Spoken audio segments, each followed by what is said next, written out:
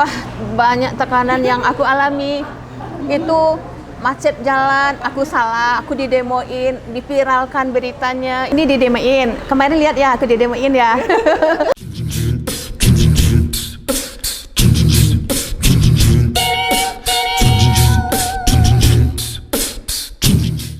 Assalamualaikum warahmatullahi wabarakatuh. Baik pendengar dan pemirsa RRI dimanapun berada, pada hari ini kembali kami hadirkan Mutasia. Kali ini saya Desi Hermila tidak sendiri, tapi ada rekan saya, yaitu ada ya, ada Mbak Wendy hari ini dan juga ada bintang tamu kita, narasumber kita yang sangat luar biasa, sangat menginspirasi, multi talenta. Wah, apalagi ya prestasi beliau pastinya akan kita ulik sama-sama dan juga kita ngobrol sama-sama. Tentunya ini menjadi inspirasi buat kita ya Mbak Wendy ya. Benar sekali. Karena beliau memang kalau dikenal sebutan ibu ini gitu kan. Jadi orang udah di otaknya itu dia tuh gini gitu kan. Nggak bakalan tahu orang bahwa beliau ini pengusaha ini loh. Pengusaha Ya, ini ya taunya beliau ini seorang pelukis atau penyanyi atau ibu rumah tangga. Nanti kita tanya langsung ya. Ada Ibu Sadia pada hari ini, pemirsa RRI di Mutasi yang kita. Di hari ini Ibu Sadia ini merupakan pengen dikenal sebagai apa Bu? Assalamualaikum Bu. Ibu rumah tangga. Nanti kita tanya juga ya. Benar ibu rumah tangga atau seperti apa? Benar, ibu rumah tangga. Benar ibu rumah tangga. Iya. Oke, Ibu Sadia ini pengen dikenalnya sebagai entrepreneur, pengusaha wanita sukses kah atau seniman kah? Ini banyak sekali ya kalau dilihat prestasi beliau juga, kinerja beliau juga ini sangat luar biasa Bang Wendy. Nah, kalau Bang Wendy sendiri ingin taunya mengenai ibu kita, narasumber kita pada hari ini tepat. Iya. Tadinya saya tahunya beliau ini lukis, ternyata bisa menggendang juga. Wow. Artinya di portofolio beliau tambah lagi nih. Tambah lagi ya. Musik. Pemusik ya. Pemusik. Ya, mungkin kita cerita ya Des ya. Iya, cerita aja. Ini mungkin awal-awal mulanya mau perjalanan Ibu sih dari awal kami ingin tahu bagaimana mungkin perjalanan Ibu merintis karir. Ini akan jadi inspirasi bagi pemirsa kita gitu, penonton kita, di semuanya yang nonton kita. Oh, awalnya aku sama nyoret nih ya. Sama melukis ya. Tadinya aku sebenarnya bukan pelukis. Kalau bernyanyi ya bersenandung-senandung. Sering isi acara misalnya MTQ gitu. Karena memang dari kecil aku tuh hobinya main rebana. Dari belum sekolah lah, masih kecil, umur 5 tahun tuh aku udah ikut main rebana. Tapi dengan berjalannya waktu,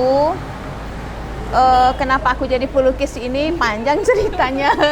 Ini pelukis dadakan. Aku waktu tamat SMA itu kan ibuku meninggal ya. Jadi ku ngasuh adik, ada 7 orang yang ku asuh. Karena kakakku udah nikah ikut suaminya. Jadi aku nih ibaratnya tuh masak karbit kali ya kata orang itu. Dipaksa masak jadi ibu rumah tangga, langsung jadi ibu bagi adik-adik. Itu yang aku tidak ngerti apa-apa waktu itu. Masa aku kan nggak bisa, aku cuman pandainya ngasuh adik. Gitulah awalnya. Berjalan waktu aku nikah, terus aku harus mengelola perusahaan keluarga. SPB ini kan perusahaan keluarga dan aku harus kelola karena yang sebelumnya udah mengundurkan diri. Nah, dengan aku bergelut di SPB ini, wah banyak tekanan yang aku alami. Itu macet jalan, aku salah, aku didemoin, dipiralkan beritanya, itu sampai udah 5 tahun aku nanggung. Yang akunya tadinya orangnya bukan kayak gini, bukannya nyerecet, lebih banyak diam, nggak banyak ngomong, terus aku orangnya penakut. Nah, tiba-tiba di sini aku harus berubah karena semakin aku diam, kok aku semakin ditekan ya, semakin aku digini semakin terpuruk aku nggak boleh. Sementara adik-adik bergantung sama aku. Akhirnya aku harus angkat kepala. Nah, pikiran aku gini, aku angkat kepala, maksudnya bukan sombong. Artinya aku nggak boleh gini terus, ngalah terus. Nah, aku harus, walaupun ke perempuan, aku harus berani gitu. Ya akhirnya karena demi adik-adik, titipan orang tua, jaga adik-adik. Nah, karena titipan itulah aku harus bangkit. Nah, 4 tahun terakhir ini aku masih dalam kondisi yang benar-benar aku dihantam-hantam terus ya. Mungkin tahu lah ya berita-berita tentang Pelayang Raya yang aku dituduh macam-macam lah kayak gitu. Akhirnya udah aku berani lawan mereka. Sampai aku didemoin, ku lawan aja kayak gitu ya. Itu kan kena Tuhan juga. Kita kan minta sama Tuhan dan restu orang tua juga. Akhirnya ya aku berubah. Kesini masih juga yang hantam. Ini aku nih udah jenuh kali. Udah suntuk kali dengan masalah yang kayak gini. Akhirnya aku kan suka dengan alam. Nah, terus aku jalan-jalan, lihat alam itu lebih senang. Jadi aku tuh merasa nyaman ya. Ada suatu cerita yang akhirnya membuat aku itu melukis. Itu anakku yang kasih itu si Meisa bilang, "Ibu, ntar Meisa beliin kanvas, Ibu melukis saja." Karena aku kalau udah berdiri di sawah, lihat sawah itu aku nak mau pulang. Tapi aku penakut sama binatang kecil. Kalau di sana aku menjerit ketakutan. Nah, dibeliin kanvas, aku melukis.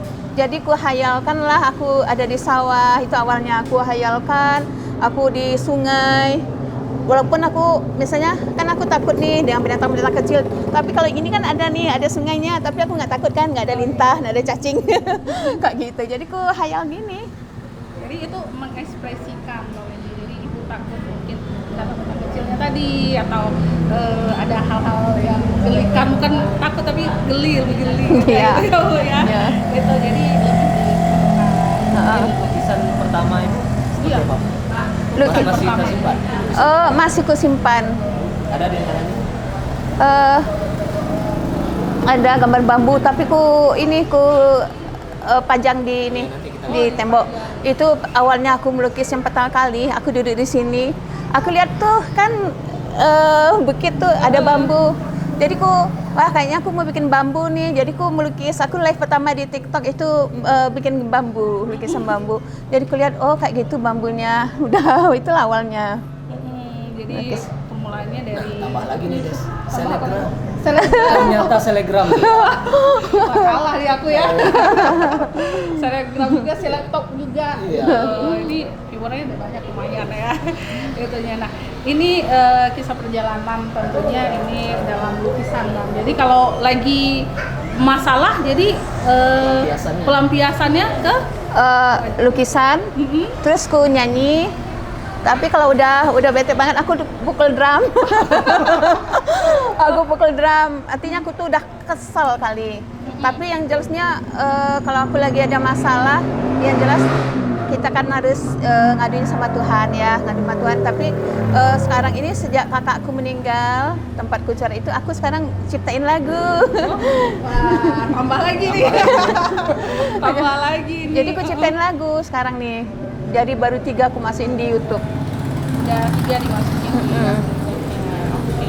Nah, Bang Windy, ini Ibu memang wanita berprestasi dan juga entrepreneur juga, dan terus seniman juga. Ini berbagai macam. Nah, kalau marah biasanya kalau Bang Windy nih marah kemana nih arahnya gitu kan? Kalau marah, iya, paling diam aja. Diam aja. Ibu ada pelampiasannya. tempat pelampiasannya gitu ya. Mungkin kita ingin tanya dulu ya, Des ya. Ibu ini kan seorang pengusaha ya. Mungkin kita tadi dikatakan seorang meneruskan usaha keluarga ya, Bu ya. Sejak tahun berapa ini? Iya. tahun 2019. 2019. Yang perusahaan ini yang akhirnya Ibu pegang, Ibu kelola. Ya, 2019 akhir. Sementara perusahaannya dari tahun berapa? Tahun 93. 93 ya. Mungkin gimana nih Bu dari tahun 93 sebelum Ibu pegang dengan setelah Ibu pegang seperti apa nih perusahaannya? Iya. Sebelumnya gimana? dan Jauh setelah ya, jauh ya. Karena kan dari Pertamina itu kan dia upgrade terus ya. Dulu kan bentuknya masih yang format yang lama. Terus adikku pegang ada peningkatan. Tapi ada waktu kemunduran itu saat sopir suka curi minyak. Yang istilahnya kencing di jalan. Nah itu tidak terkontrol. Akhirnya kita ngalamin kerugian ya yang kakak gitu.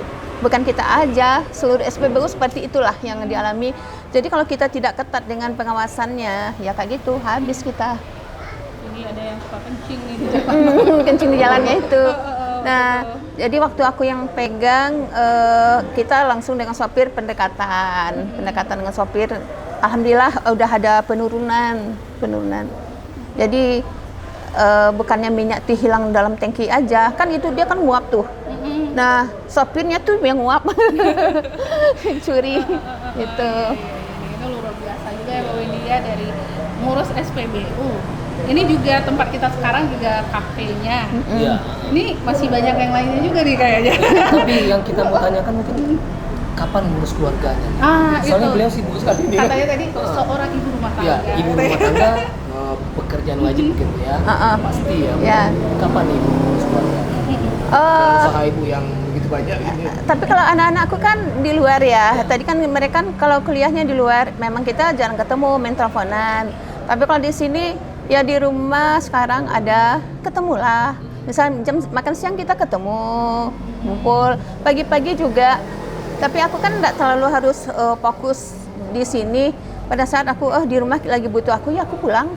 Kayak gitu. Jadi kita atur aja. Jadi fleksibel aja. Jadi pekerjaan ibu rumah tangga tetap dilaksanakan. Iyalah, wajib.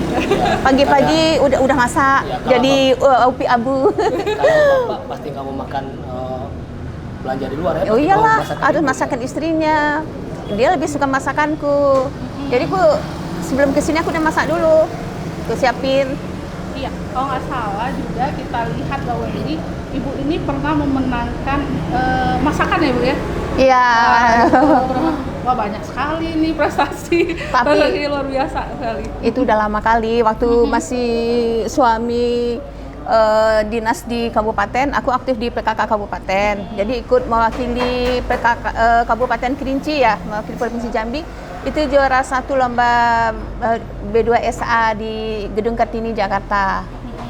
Itu sama dengan Ibu Yulia dari SMKK. Itu masakan yang dibawa sejenis apa? Itu masakan daerah waktu itu. Masakan daerah Mm. sini berarti ya. Akhirnya memenangkan. Iya. Memenangkan luar biasa Bang Edi. Jadi bukan hanya seniman, itu belajarnya gimana? Jadi ini kan multi talent, udah nyanyi, main musik juga, udah itu juga melukis juga, usaha juga sebagainya. Itu didapatnya memang ada kursus langsung atau memang turunan dari darah seninya atau gimana? Ya padahal kan ngadu-ngadu warna nggak mudah. Iya. Semuanya otodidak.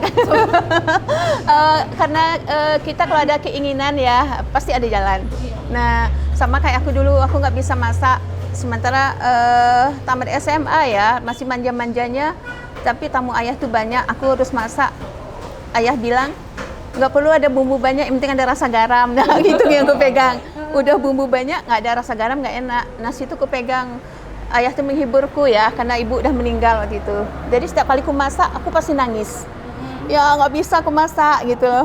Akhirnya ya kata ya, penting garam. Aku masuk aja semua rempah-rempah yang ada aku masukin. Sampai lucunya dulu pernah aku masukin temulawak. Jadi masakannya jadi pahit. Pahit, jadi aku nangis. Kenapa masakannya pahit gitu kan. Ternyata aku kira kunyit. Aku nggak tahu mana kunyit, mana temulawak. Jadi aku masukin temulawak. Jadi pahit. Jadi biasanya ada orang tua, ada ibu, gitu kan, tiba-tiba di karbit tadi kata ibu. Ya di karbit tiba-tiba jadi ibu 7 orang adik. 7 orang adik. 7 orang adik. Ya, Bu Sadia ini sangat sayang dengan adiknya. Sangat sayang. Sangat sayang. Sayang beliau mungkin ada lebih tulisannya. Apa itu?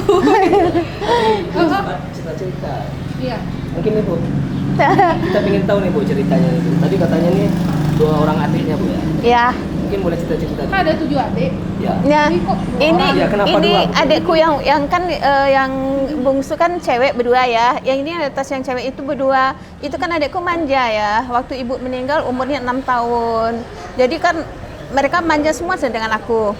Nah gitu, tiba-tiba kami kan udah masuk SPBU, kita berbagi kerja. Aku urus SPBU, dia urus perkebunan kopi kita. Jadi kita punya perkebunan kopi. Di situ aku nangis. Aku merhatiin adekku yang biasa aku klonin, yang bareng aku tiba-tiba dia di tengah hutan, ada macan, ada babi segala macam itu. Jadilah lukisan ini. Ya aku menghayal adekku di tengah hutan, ya Allah betapa sedihnya aku. Aku lukislah itu gambarnya. Aku lihat adekku yang berdua itu di situ. Jadi sekarang Masih. ngelola kebun kopi. Ya perkebunan kopi itu hasilnya, alhamdulillah hasilnya ada tuh kafe Marka yang di depan kejaksaan. Oh iya. Ya. Bukan kaleng-kalengan. Bukan kaleng-kaleng lagi ya. Itu berarti setiap lukisan yang ibu lukis itu ada ceritanya masing-masing gitu ya? Iya. Ada ceritanya. Mungkin juga ada kalau dilihat di sini tuh Mam, ada gambar yang ibu punya gitu, ada SPBU. Iya. Oh iya. Iya, ini. SPBU. Tadi kalau nggak salah pernah ibu pernah ibu lukis itu dibeli langsung ya sama. Oh, itu yang ini lukisan ini kan dulu aku punya yang awalnya kan dipajang sana. Pimpinan Pertamina datang dari Jambi, dia lihat dia suka lah, dia punya mitranya SPBU pintar ngelukis. Jadi beliau minta dibawa untuk dipajang di kantor Pertamina. SPBU di sini berarti ya? Ya tuh depan. Mobilnya belum antri nih Bu. minyak dalam perjalanan. Gitu kan. Iya. Jadi semua lukisan ibu punya cerita. Punya cerita masing. Tapi di antara lukisan ini mungkin lukisan itu sedes ya, lukisan Ka'bah. Iya. Itu Bu ceritanya Bu. Di antara semua ini yang lain Bu beda. Iya, ada Ka'bahnya. Ada Ka'bahnya semuanya kan bunga, pemandangan Iya. dan sebagainya gitu. Kalau aku bikin Ka'bah itu gini, kita kan Muslim ya, jadi kupikir kalau di kafe itu jarang-jarang ada orang taruh lukisan Ka'bah atau ayat kursi atau segala macam. Jadi karena aku melukis ya, aku berpikir orang nggak itu lukisannya. Nah itu jadi dengan sendirinya aku udah majangkan gambar Ka'bah gitu. Ya gitu Bang Wendy. Ya. Nah kalau nyanyi kata ibu, nyanyi Selain juga. lukis ya. Kalau lukis Mungkin kita pengen dengar juga nih. Des. pengen denger nyanyiannya gimana, terus di genrenya genre apa Bu? Kalau Aku bebas ya, semua genre kecuali rock. Kecuali rock. Kita pengen dengar dulu lah ya. pengen denger dulu Bu, boleh Pengen nggak? dengar. Pengen dengar ibu nyanyi dulu nih. Refrennya. Ya, sedikit satu bait aja. Satu bait refrennya. Lagu apa nih? Kami pengen memastikan Lagu Arga ini pengen ciptaan. saya nyanyi. Lagu ciptaanku. Lagu ciptaan ibu sendiri lah. Hanya padamu Tuhan. Rapnya aja. Ya Rabbana, ku bermohon kepadamu, tunjukilah jalan yang harus ku tempuh. Hanya Engkau Maha Tahu, hanya Engkau Maha Melihat. Ku pasrahkan hanya padamu. Hanya Engkau Maha Tahu, hanya Engkau Maha Melihat. Ku pasrahkan hanya padamu. Kayaknya Memang dari hati betul. hati. Jadi kalau lukisan tadi Mbak Windy katanya ada ceritanya, lagunya ada cerita. Pasti. Soalnya beliau nyanyikan memang dengan perasaan betul tadi. Bu. dari hati gitu. Dulu aku mau rekam lagi ini susah tuh nyanyinya. Udah sampai 6 kali coba rekam, aku pasti nangis. Karena ini cerita tentang perjalanan hidupku. Yang ku ciptain ada 10 lagu itu perjalanan hidupku. Mulai gimana aku seorang wanita dalam tekanan, dalam tanggung jawab yang berat. Jadi beban berat di pundakku. Adik-adik yang harus kupikirkan. Jadi kita nih ibarat tuh 5 jari ini kalau ini sakit semua sakit. Nah, kita pun begitu. Walaupun dia udah nikah, kita nggak bisa makan. Adik agak susah gitu ya, kita nggak bisa. Nah kayak gitu. Jadi memang sayang keluarga, memang adiknya. Karena ibu memang dipaksa di umur yang masih sangat muda dipaksa menjadi seorang ibu. Jadi tanggung jawab bebannya. Tapi kita pengen tahu juga Des ya. Tapi ibu punya kakak juga padahal Bu ya. Kok harus terbeban sama ibu? Nih kakaknya gimana? Kakak kan udah nikah, Iya. dia ikut suami di Pekanbaru. Jadi yang ada di Kerinci ya aku. Sama kakakku yang tua, Asri Wirdi, dia kan udah meninggal umur 36. Gitu. Jadi memang yang dibutuhkan itu Mbak Wendy di sini yang ada stay di Kerinci itu adalah ibu 7 luar biasa sekali. Ya. Dan dan juga adik-adik sekarang keadaannya mungkin tadi Udah. ada di Marka, terus buka kafe sendiri, buka usaha sendiri. Udah Jadi ikut yang lain suami, kalau yang cewek ya ikut suami, ada yang di Jakarta 2, di Bandung 1, Batam 1, di Pekanbaru 1. Di Kerinci ada 4. Ada 4 ya. Itu udah ada usaha semua. Namun kan perekonomian sekarang kan kita tahu sendiri ya. Jadi kita tuh saling support lah kayak gitu. Ya tetap ini kita jadi dalam keluarga itu saling support gitu. Ibunya tetap sayang deh sama adiknya, luar biasa nih, salut deh buat ibunya. Jadi dengan kakak sendiri Bu, kakaknya katanya ada udah tahun Ya. Itu gimana masa hidupnya? Menyayangi adik-adiknya seperti apa? Aduh, dia sangat menyayangi, luar biasa. Aku bilang dia, karena aku ya berdua ya sama Kak Ida, kami berdua Kak Ida. Jadi kita ini ngasuh adik, aku bagian ngasuh adik, Kak Ida bagian masak. Nah, jadi kita berdua itu udah senyaman ya, dulu bersama apa-apa bersama, sampai bercerita. Dia itu sangat menyayangi adik-adiknya. Dia nggak bisa adiknya itu lapar, nggak bisa adiknya itu sedih. Dia korbankan apapun yang ada pada dirinya buat dia. Makan tuh misalnya kita bagian ya, makan sama-sama ada, tapi ada kita yang punya kakak.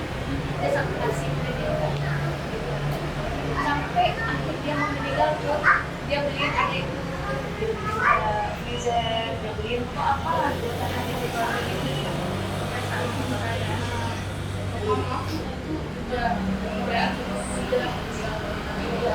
Sedang orang yang produktif dia pernah jadi saya Vietnam dan itu apa namanya kalau boleh tahu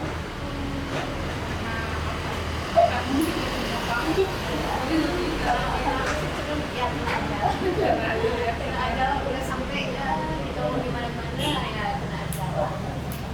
Kembali ke Tuhan ya. Terus itu dengan Kak Ida itu misalnya ibu menyayangi ibu ya. Aduh, dia bukan hanya sebagai seorang kakak, tapi kayak menyayangi dia juga sebagai seorang ibu. Itu dia saking sayang adiknya ya, kita sempat cerita waktu kita pulang dari Bali ya dari Palembang itu, dan juga ada sapi ya, orang bawa sapi kayak sapi gila gitu lah. Jadi kita balik kemana ini sawah. Saking dia nyayangin adiknya, digendongnya kami berdua itu kami sama Zul digendongnya.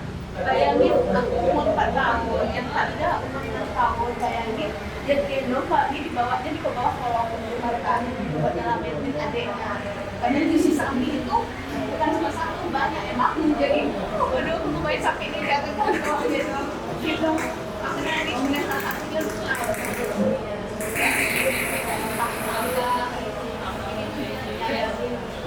Terus kalau aku ada masalah, aku cerita sama dia support, dia motivasi aku, semangat pokoknya ketika dari kakakku nggak bisa dari kata-kata, makanya keluarlah aku bikin lagi curahkan kenapanya rekamannya karena aku nggak kuat buat nyanyiin karena terlalu dalam untuk liriknya sendiri gitu. Nah, ibu ini usianya berapa punya anaknya? Anakku yang hidup 3, anakku 4. Yang bungsu meninggal umur 4 bulan. Jadi ada 3, cowok 2, cewek 1. Yang semuanya ketiganya ikut jejak ibu juga untuk jadi pengusaha atau gimana Bu? Mereka udah mendiri semua ya. Udah kerja. Yang kecil sekarang Mesa dia usaha juga ikut dengan suaminya. Terus yang nomor 2 di Pekanbaru, nomor 3 usaha juga dan sekalian bantu aku. Jadi bodyguard aku. Ya. Di sini jadi pengusaha juga Pak. Ya, mungkin gimana nih support dari keluarga? Support dari anak-anak. Positif semua. Mereka sayang ibunya. Mereka anak-anak sama ayahnya sayang sama ibunya. Jadi mereka nggak ingin aku kenapa-napa. Mereka nggak ingin aku sakit atau aku diapain, maksudnya diserang sama macam lah ya. Ya macam-macam lah.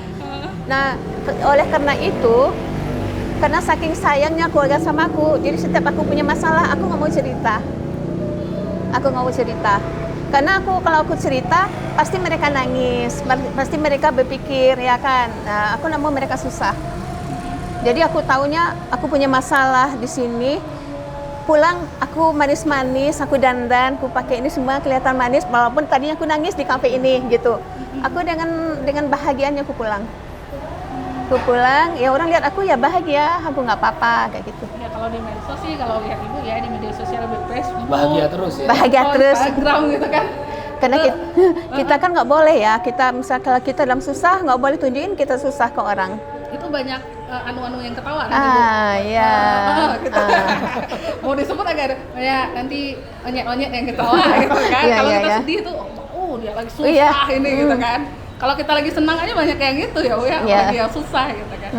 Kayak gitu, luar biasa sekali ya kalau kita lihat kisah hidup dari Ibu Sadia ini. Seniman juga, ngurus keluarga, Bang Wendy udah Berarti juga. benar nih multi Multi-talenta banget lah pokoknya. dan satu yang kita salut dengan beliau, tidak mau mengasih beban kepada keluarganya. Mungkin Bu kalau udah selesai masalahnya pasti cerita ya, Bu ya. Iya, paling kalau misalnya aku nih didemoin, kemarin lihat ya aku didemoin ya. Jadi didemoin, aku nggak cerita aku didemoin. Nah, nanti kalau udah beres baru aku bilang, tadi ibu telepon ini Waka Polsek juga karena ada orang ribut masalah minyak, tapi aman udah selesai sama orang-orang itu, gitu selesai. Oh syukur alhamdulillah, enggak kenapa-napa kan, enggak selesai. Padahal tadinya berat ya, Bu ya. Gitu. Berat pukul drum lah itu. Gitu. Nah, Mungkin keluarganya tahu kalau udah ngelihat ini, kalau ibu lagi ngelukis nih pasti lagi masalah. Kalau lagi melukis sih kayak ada salah nih gitu kan. Kayak lagi main drum gitu dibiarin aja ya. iya, orang pikir kan kena seni kali ya. Padahal kalau orang dekat sama aku, kayak nggak ada yang tahu sampai detik ini. Hanya RRI ya. Nggak ada yang tahu nih. Jadi bocorannya, kalau aku udah kesal, aku ada masalah, aku pasti melukis. Satu hari bisa siap 4 ini. Berarti aku udah benar-benar, mungkin aku sambil nangis kali ya, maksudnya rasa iba aku, ya Allah kenapa nasibku ya aku melukis, jadi kayak gitu.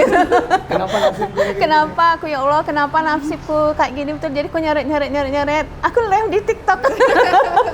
Aku live. Jangan-jangan Ini bukan- lagi live langsung kenapa nasib begini ditawar sekian puluh juta. Nah, amin. Kenapa nasibku dibeli lukisan sekian puluh juta? Nah, maksudnya, ya belilah lukisanku yang banyak. Ntar aku bagi pada adik-adikku, karena jiwa ragaku ini buat adik-adikku, gitu loh. Aku benar nyayangin adik-adikku yang kecil-kecil ditinggal ibu, bayangin.